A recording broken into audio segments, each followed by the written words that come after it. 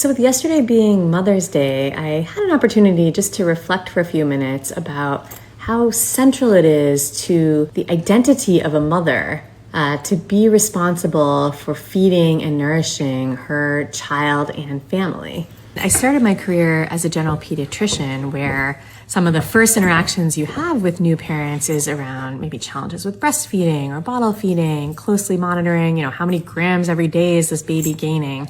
So right at the beginning of that interaction, where they're helping with issues around feeding.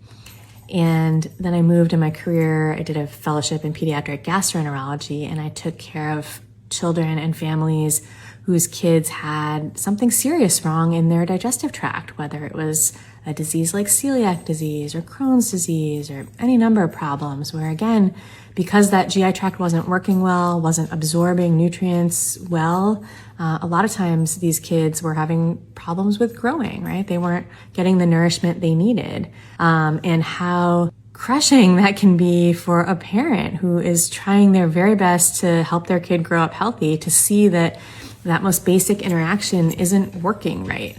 And today I work on sort of the other side of it. I work in obesity medicine, and I work with kids and teens and families who are having difficulty dealing with a weight problem. And even in that interaction, this need as a parent to nourish your child is so central. And I was just thinking about, it's such a privilege to have families allow you to enter their space and hopefully talk to them and educate them and help them through these different challenges that we face as parents over time, as our kids grow and their needs continue to change. How are we supporting those families to make sure that these kids are getting the nutrition that they need to be able to grow up healthy and strong?